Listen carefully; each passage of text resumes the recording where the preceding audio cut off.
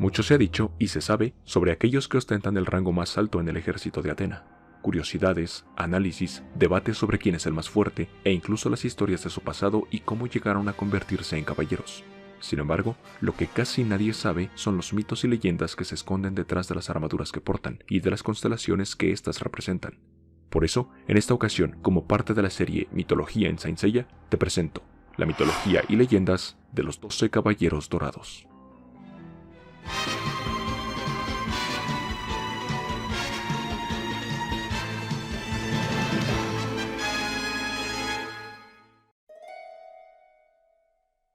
Es evidente y por todos sabido que las armaduras de los 12 Santos Dorados, así como el resto de los 88 Caballeros de Atena, se inspiran en las constelaciones que las civilizaciones antiguas catalogaron. Sin embargo, lo interesante de este análisis no es este hecho en sí, sino los mitos que se hallan detrás del nombre de dichas constelaciones, y que, por ende y de forma implícita, serían los que se atribuyen a los mantos protectores de los 12 guerreros de élite en el santuario.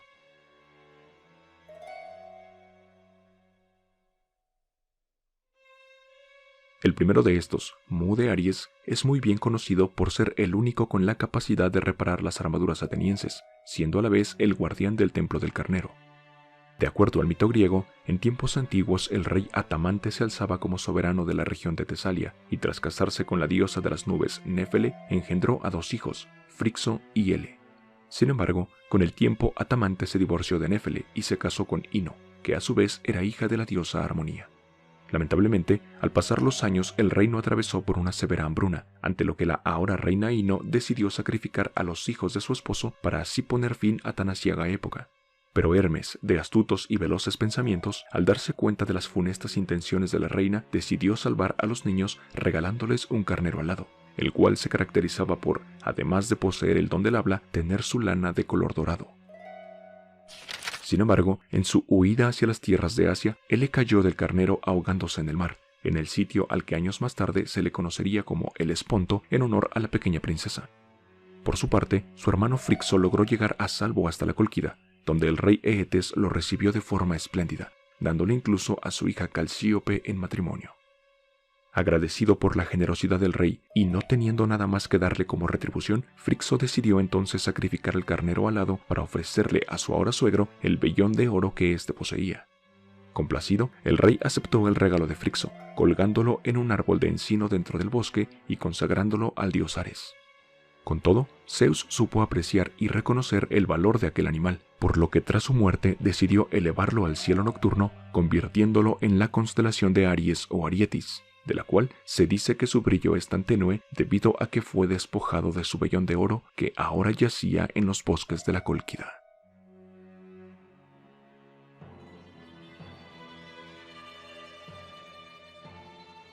Avanzando por el santuario, llegamos al segundo de los templos, custodiado por el poderoso Aldebarán de Tauro. Según el mito, uno de los hijos de Poseidón, Agenor, viajó desde Egipto a la región de Canaán, donde contrajo nupcias con Telefasa, quien le dio a luz 5 hijos varones y una hija de nombre Europa. Años más tarde, y para no variar, el mismísimo Zeus quedó perdidamente enamorado de la joven, por lo que le ordenó a Hermes que llevara el ganado de Agenor hasta la costa de Tiro, donde el propio dios del rayo se unió al rebaño, convirtiéndose en un toro blanco que cautivó a Europa debido a su belleza única. Dándose cuenta que era inofensivo, la joven se puso a jugar con él, colocándole flores en la boca. ¿Recuerdas esta escena durante la saga de Hades? Pues es muy posible que estuviese inspirada en esta parte del relato mítico. Tras lo anterior, Europa decidió montar a lomos del esplendoroso toro blanco, el cual de forma repentina se zambulló en el agua nadando con la chica a su espalda hasta la costa cretense de Cortina, donde la obligó a tener relaciones sexuales y con quien procreó a 3 hijos, Minos, el legendario rey de Creta, Sarpedón y Radamanto, quien al morir se convertiría en otro de los jueces del inframundo.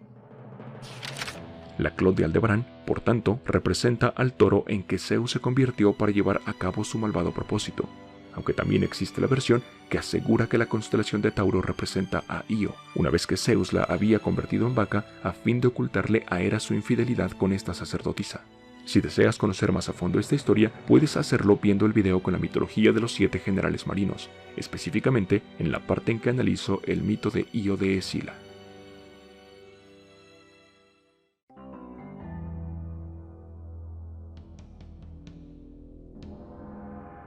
Vayamos ahora con uno de los santos de Atena más poderosos y populares, sin importar su versión o el portador de la clot. Me refiero por supuesto al tercero de los santos dorados, Géminis. La constelación de Géminis, y por ende la clot de este guerrero de élite, representa a los gemelos Castor y Pólux de la mitología griega, aunque en el caso del segundo era mejor conocido por los helénicos como Polideuses, mientras que Pólux fue el nombre que se le otorgó en la mitología romana. A pesar de ser gemelos, Castor y Pólux eran hijos de distinto padre, ya que mientras Polideuses era hijo de Zeus, su hermano tenía como padre al rey Tindáreo. Esta peculiar situación se debió a uno más de los líos amorosos de Zeus, ya que una vez más su ligero corazón quedó prendado de una mortal, en este caso la reina Leda de Esparta. Según el mito, el dios del trueno se convirtió en cisne y fingió estar huyendo de un águila para poder posarse en el hombro de la mencionada mujer. Una vez que logró acercarse a ella, dio rienda suelta a su inagotable sed de pasión, que dio como resultado la concepción de un hijo en el vientre de la regia consorte. Sin embargo, esa misma noche Leda mantuvo relaciones sexuales con su esposo, quedando también embarazada de este, por lo que, por extraña que parezca la situación, albergó a la vez dentro de sí un hijo mortal y un inmortal, que 9 meses más tarde nacieron de un huevo que pondría su madre. A pesar de no ser hermanos de padre y madre, Castor y Pólux crecieron siempre muy unidos, y su amor fraternal fue un rasgo distintivo que los caracterizó. En cierta ocasión, estos raptaron a 2 mujeres, Hilaira y Febe, para poder casarse con ellas, pero posteriormente los anteriores pretendientes de aquellas damas asesinaron a Castor. Entonces, su hermano gemelo le pidió a su padre Zeus que también le concediese la inmortalidad a su ahora fallecido hermano. Ante esto, Zeus negoció con Hades para que los 2 hermanos alternasen su inmortalidad, yaciendo a tiempos iguales y de forma intercalada como mortales en el inframundo y dioses en el Olimpo. Finalmente, y tras todo esto, Zeus premiaría su gran amor de hermanos colocando a ambos en el cielo, donde permanecieron inseparables como la constelación de Géminis.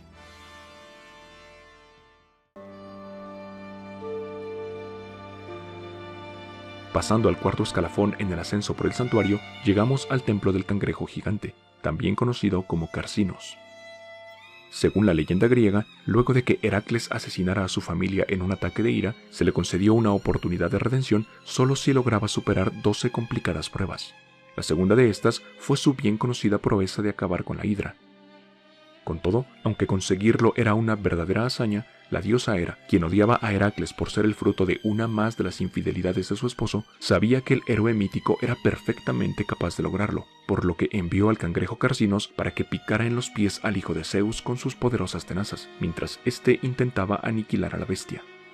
Sin embargo, es por todo sabido que al final Heracles logró conseguir su objetivo, aunque lamentablemente su prueba fue invalidada debido a que recibió ayuda, lo cual no le era permitido.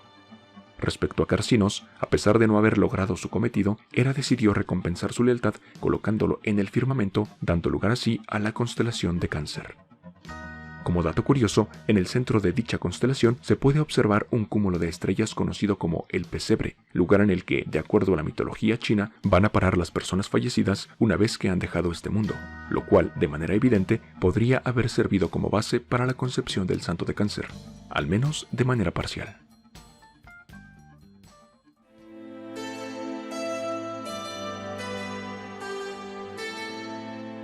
El león rugiente Aioria tiene como constelación base para su clot la de Leo, que a su vez representa al famoso león de Nemea. Como mencioné antes, luego de que el héroe Heracles, también conocido como Hércules, asesinase a su familia, lo que incluyó a su esposa, hijos y algunos sobrinos, este optó por aislarse del mundo. Tiempo después, tras ser encontrado por su hermano, decidió, por sugerencia de este, acudir a la Sibila de Delfos en busca de consejo y guía. Fue justamente esta sacerdotisa quien le propuso 12 pruebas que servirían para aliviar su culpa. La segunda de estas, tal como ya vimos, consistió en acabar con la serpiente Hidra, pero antes de esta tuvo que encarar otra igual de complicada, y es aquí donde el león de Nemea hace su aparición, ya que su primer desafío fue precisamente acabar con esta criatura que era famosa por inspirar temor. Según se contaba, el león de Nemea era fruto de la relación de Zeus con la diosa Selene, y que éste había caído de la luna. Sin embargo, la creencia más aceptada era que el felino era hijo de la antigua divinidad Tifón, quien a su vez fue el último hijo de la diosa Gea.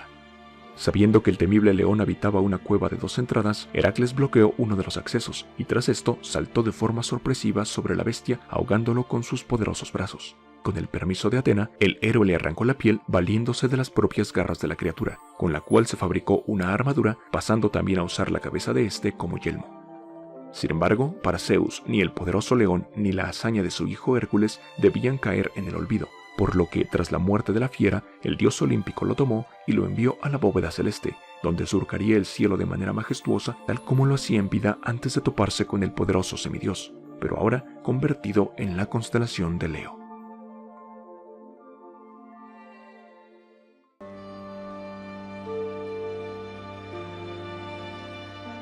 Y así llegamos a la mitad del recorrido por este recuento mitológico, y es aquí donde nos encontramos con otro de los más poderosos santos dorados, Shaka de Virgo.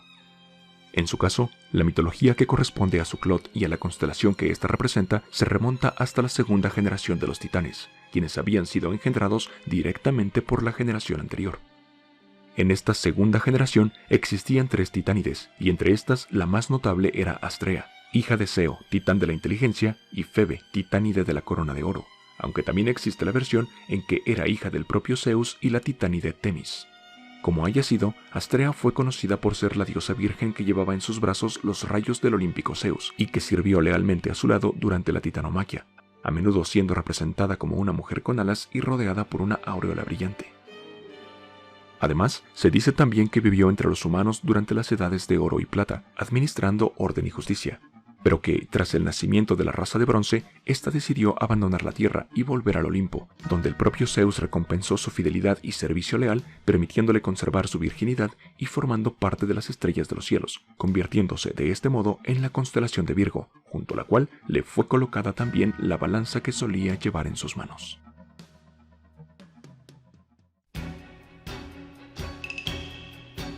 El carnero dorado Arietis, la encarnación de Zeus en un toro blanco, los entrañables hermanos Castor y Pólux, el leal cangrejo Carcinos, el temible león de Nemea y la diosa Virgen Astrea. Vastas son las leyendas y mitos que se esconden tras las armaduras de los santos dorados y las figuras que éstas representan, pero esto es tan solo la mitad del camino. ¿Qué historias se hallan ocultas en los 6 restantes caballeros de oro? Las descubriremos cuando en este video, que es el quinto de la serie Mitología en Saint Seiya, lleguemos a los 3000 likes, lo que me dará tiempo suficiente para preparar dicha continuación y a la vez ayudará a que este video sea recomendado a otras personas que, como ustedes y yo, gustan de este magnífico anime llamado Saint Seiya. Por el momento me despido dejándoles como siempre un gran saludo y junto con este la lista de reproducción con los anteriores videos de esta serie de mitología. Yo soy Cal y nos vemos la próxima aquí en Star Hill, tu canal de Saint Seiya y anime.